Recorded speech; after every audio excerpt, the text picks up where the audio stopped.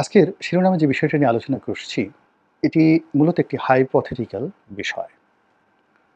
আপনি যদি খুব অল্প সময়ের জন্য চিন্তা করেন, অর্থাৎ আগামী ডিসেম্বর মাসে নির্বাচন হয়ে যাবে, অথবা এমনকি ২০২৬ সনের জুন-জুলাইতে নির্বাচন হবে বা আগস্ট মাসে নির্বাচন হবে। এরকম একটি সম্ভাবনা যদি আপনার মাথায় থাকে, তাহলে আমি যে বিষয়টি নিয়ে আলোচনা করছি, এটি প্রযোজ্য হবে না।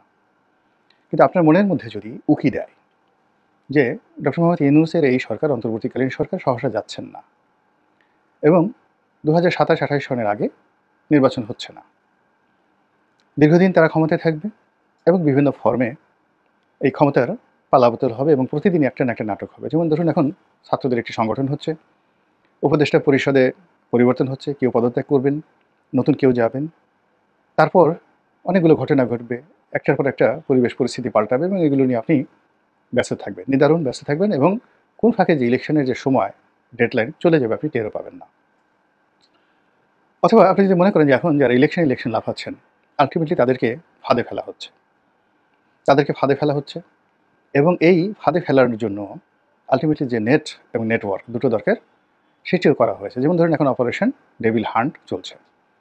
তো ডেভিল হান্টের মাধ্যমে ইতিমধ্যে প্রায় ৩,০০০ ৩,৫০০ আওয়ামী লীগের যারা নেতাকর্মী, তাদেরকে ধরা হয়েছে এবং এর মধ্যে কার্যত ডেভিল বলতে যে সকল লোক বুঝায়, তাদেরকে দেখা যাচ্ছে না। এরা সবাই আওয়ামী লীগ, ছাত্রলীগ, যুবলীগের সাধারণ নিরীহ কর্মী, যারা দুষ্টামি করেছে, বদমাইশি করেছে, তারা এলাকা ছেড়েছে এবং তাদেরকে ধরাতে দূরের কথা, তাদের টিকিটই এখন পর্যন্ত আইনশৃঙ্খলা রক্ষাকারী বাহিনী স্পর্শ করতে পারেনি। আর আওয়ামী লীগ জমানায় যে সকল বর্ণচোরা অনেক টাকা পয়সার মালিক হয়েছেন, এরপর সম্পদের পাহাড় গড়েছেন, তারা ইতিমধ্যেই জামাত এবং বিএনপির অনেক লোকের সঙ্গে কৌশলগত সম্পর্ক করে নিজেদের পিঠ বাঁচিয়ে বিদেশে একদম সরকারকে টেক্কা দিয়ে ঘুরে বেড়াচ্ছেন এবং অনেকে এই সময়ের মধ্যেও ব্যবসা বাণিজ্য হাসিল করে নিয়েছেন। তার বাস্তব প্রমাণ হলে আপনি এই যে আওয়ামী লীগ জমানার যে টেলিভিশন কেন্দ্রগুলো দেখেন, সেই টেলিভিশন কেন্দ্রগুলো দেখলে বুঝতে পারবেন যে সেখানে আওয়ামী লীগ জমানার যারা পরিচালক, তাদের সঙ্গে বর্তমান জমানাতে দুই একজন পরিচালক সেখানে অন্তর্ভুক্ত হয়ে এই টেলিভিশনগুলো কত সুন্দরভাবে চলছে। একইভাবে ব্যাংকগুলো কীভাবে চলছে, বিমাগুলো কীভাবে চলছে, তার থেকেই আপনি বুঝতে পারবেন যে অন্যান্য যেখানে যেখানে সমস্যা আছে, যে সমস্যাগুলো আমরা সাধারণত বুঝতে পারি না। আমরা সাধারণত একটা ইন্ডাস্ট্রিকে দেখি, কিন্তু রাষ্ট্রীয় যে অর্থ, অর্থাৎ সারা বছরে অলমোস্ট ৩ লক্ষ কোটি টাকার যে টেন্ডার হয় বাংলাদেশে, আবার বলছি এলজিডি থেকে শুরু করে বিভিন্ন সরকারি দপ্তরগুলোতে সারা বছরে ৩ লক্ষ কোটি টাকার যে টেন্ডার হয়, এই টেন্ডারবাজির সঙ্গে শতভাগ আওয়ামী লীগের লোকজন জড়িত ছিল। এবং ২০০৯ সনে যখন আওয়ামী লীগ ক্ষমতা আসে, তখন এই পুরো ব্যবসাটি শতভাগ ছিল বিএনপি দখলে। তো বিএনপির হাত থেকে সেই ব্যবসাটা কৌশলে আওয়ামী লীগের লোকজন ধীরে ধীরে ধীরে ধীরে তারা নিয়ে গেছে, কিন্তু বিএনপির লোকজনের কিন্তু সেখানে মালিকানা ছিল। আমি যেহেতু একটা মন্ত্রণালয়ের স্ট্যান্ডিং কমিটিতে ছিলাম, আমি এরকম অনেক ঘটনা জানি যে সেখানে স্লিপিং পার্টনার হিসেবে তাদেরকে রেখে দিয়ে তারা জেলে গেছে, কিন্তু তাদের অর্থের ভাগ তারা পেয়ে গেছে। এমনকি পরিবহন সেক্টরে যারা বিএনপি নেতা ছিলেন ২০০১ থেকে ২০০৬ সন পর্যন্ত, তারা জেলে গেছেন, জুলুম সহ্য করেছেন, এটা দৃশ্যত আমরা দেখেছি। কিন্তু এদের কারোরই অর্থ টাকা পয়সার সংকট হয়নি। এর কারণ হলো আওয়ামী লীগের যে সকল লোক ওই সকল জায়গা দখল করেছেন, তারা খুবই বিশ্বস্ততার সঙ্গে তাদের ভাগ সেই আওয়ামী লীগের সেই সকল লোকের হাতে, মানে বিএনপি সেই সকল লোকের হাতে পৌঁছে দিয়েছেন। এবং এখন ঠিক একই ঘটনা ঘটছে উল্টো, অর্থাৎ এখন যারা এই সড়ক পরিবহনে চাঁদাবাজি করছেন, সিবিএতে চাঁদাবাজি করছেন, নৌ পরিবহনে চাঁদাবাজি করছেন, সব চাঁদার একটা অংশ আওয়ামী লীগের যারা পান্ডা যেখানে থাকুন না কেন, তারা লন্ডন, আমেরিকা, জেল, জুলুম যেখানে যে অবস্থায় থাকুন না কেন, জায়গা মতো একেবারে গুনে গুনে বিশ্বস্ততার সঙ্গে সেই জিনিসগুলো পৌঁছে গেছে। তো এই যে একটা অবস্থা বিরাজ করছে এই বাংলাতে, তো এই অবস্থায় বিরাজ করার কারণে আপনি যদি মনে করেন যে আগামীতে ডক্টর মোহাম্মদ ইউনূস কাউকে ধরার জন্য, অর্থাৎ -2 ফর্মুলা বাস্তবায়ন করার জন্য তিনি যদি এই অপারেশন ডেভিল হান্টকে এখন নতুন যারা চাঁদাবাজ হয়েছেন তাদের উপর প্রয়োগ করতে চান, দেখবেন যে ইলেকশনে নাম নেওয়ার মতো লোক থাকবে না। দৌড়ের উপরে এই পুরো ডান্ডা মেরে ঠান্ডা করতে ২৪ ঘন্টা সময় লাগবে, জাস্ট ২৪ ঘন্টা সময় লাগবে। তো সেই ক্ষেত্রে ডক্টর মোহাম্মদ ইউনূস এবং তার সরকারকে সবার আগে যে কাজটি করতে হবে সেটি হলো ভারতের সঙ্গে বন্ধুত্ব, এবং ভারতের সঙ্গে বন্ধুত্ব ছাড়া ক্ষমতায় দীর্ঘমেয়াদে ডক্টর মোহাম্মদ ইউনূস থাকতে পারবেন না। আর যদি স্বল্প মেয়াদে তিনি নির্বাচন দিয়ে চলে যেতে চান, ভারতকে তার পাত্তা দেওয়ার কোনো প্রয়োজন হবে না। কিন্তু আপনি যদি দেখেন যে ডক্টর মোহাম্মদ ইউনূস খুব বেশি নড়াচড়া করছে, তিনি একবার ভারত, একবার পাকিস্তান, একবার ইংল্যান্ড, একবার আমেরিকা, অর্থাৎ তিনি সব জায়গাতে একটি সম্পর্ক স্থাপন করার জন্য চেষ্টা করছেন। সঙ্গত কারণেই রাজনীতির ভাষা অনুযায়ী আপনাকে বুঝে নিতে হবে যে তিনি দীর্ঘমেয়াদে ক্ষমতায় থাকার জন্য একটা চেষ্টা তদবির করছেন। তো আগামীতেই বোঝা যাবে আরও স্পষ্ট করে যে তিনি ক্ষমতায় থাকতে চান নাকি দ্রুত নির্বাচন দিয়ে চলে যেতে চান। এখন আমরা আলোচনা করব তিনি যদি দীর্ঘমেয়াদে ক্ষমতায় থাকতে চান সেক্ষেত্রে ভারতের সঙ্গে এবং নরেন্দ্র মোদীর সঙ্গে তার বন্ধুত্ব হতে হবে। এখন নরেন্দ্র মোদীর সঙ্গে এই মুহূর্তে তার ডাকুমড়ার সম্পর্ক এবং যাচ্ছে তাই, যে বলার মতো নয়, মুখ দেখা দেখি বন্ধ।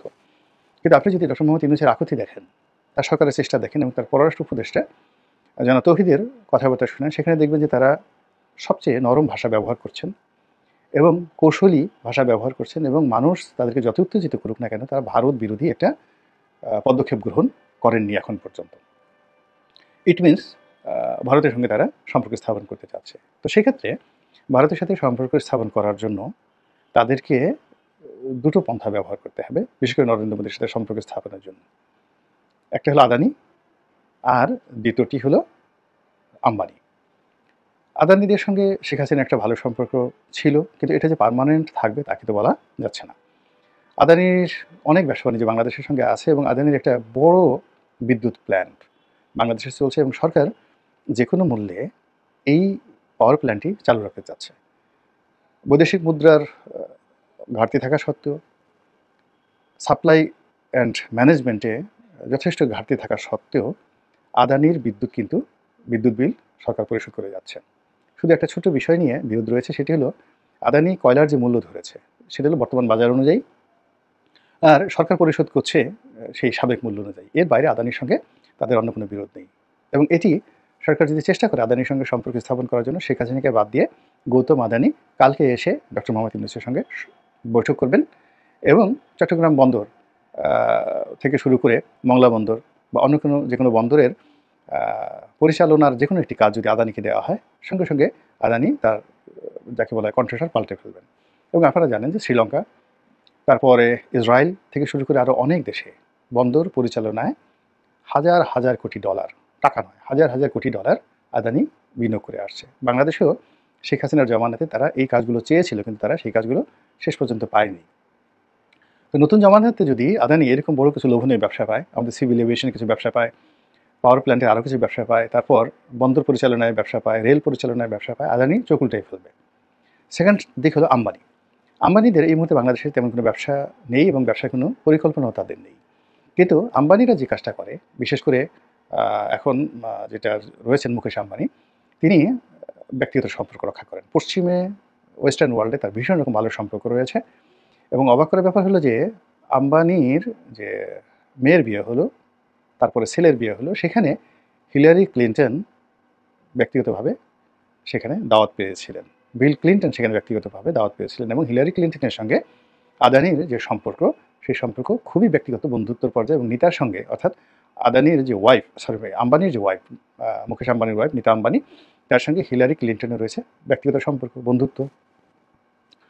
এবং হিলারি ক্লিন্টন সেই বিয়েতে যে উপহার দিয়েছেন, সেই উপহারের পরিমাণ শুনলে আপনি বুঝতে পারবেন যে মানে সবচেয়ে লেটেস্ট মডেলের রোলস রয়েস গাড়ি অথবা সম্ভবত একটা বিমান, এই দুটোর একটা তিনি উপহার দিয়েছেন সেই যাকে বলা হয় আম্বানির ছেলে অথবা মেয়ের বিয়েতে, এসে আম্বানির বিয়েতে। তো কাজেই সম্পর্কটা কোন পর্যায়ে বোঝার চেষ্টা করুন। আবার অন্যদিকে হিলারি ক্লিন্টনের সঙ্গে ডক্টর মোহাম্মদ ইউনূসের যে সম্পর্ক, সেই সম্পর্কটি আমরা সবাই জানি।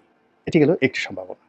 দ্বিতীয় সম্ভাবনা হলো যে ভারতের সবচেয়ে বড় টেলিকমিউনিকেশন কোম্পানি এখন আদানির, এবং এই যে মোবাইল কোম্পানির যে ব্যবসা globally one of the top 10 company, তারও বেশি বোধহয় টপ 5 কোম্পানি এখন যে রিলায়েন্স টেলিকমিউনিকেশন, যেটা ওনার, এবং এই টেলিকমিউনিকেশন সম্ভবত টেলিনর কোম্পানিকে কিনে নিয়েছে।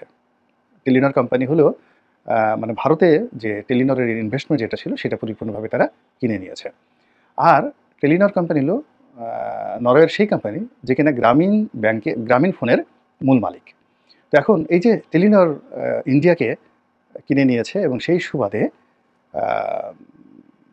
মুকেশ আম্বানির সঙ্গে টেলিনরের সম্পর্ক, টেলিনরের সঙ্গে ডক্টর মোহাম্মদ ইউনূসের সম্পর্ক, এবং এই সম্পর্কের ভিত্তিতে মুকেশ আম্বানির সঙ্গে তার একটা বন্ধুত্ব থাকবে, এটাই একেবারে স্বাভাবিক। থার্ডলি যেটা হলো যে এই টেলিকমিউনিকেশন ব্যবসার একটা অ্যাসোসিয়েশন রয়েছে সারা দুনিয়াতে এই মোবাইল কোম্পানিগুলোর, এবং সঙ্গত কারণে এই প্ল্যাটফর্মটিও ডক্টর মোহাম্মদ ইউনূস ব্যবহার করতে পারেন আগের দুটো সম্ভাবনার সঙ্গে সঙ্গে মুকেশ আম্বানিকে সাথে সম্পর্ক করার জন্য।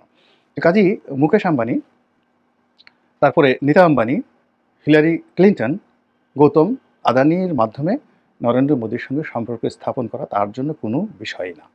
থার্ডলি, আরেকটি বিষয় বলা প্রয়োজন, সেটি হলো ইম্মানুয়েল ম্যাক্রো। ইম্মানুয়েল ম্যাক্রোর সঙ্গে শেখ হাসিনারও ভালো সম্পর্ক, কিন্তু at the same time doctor Mohammad ইউনূসেরও ভালো সম্পর্ক।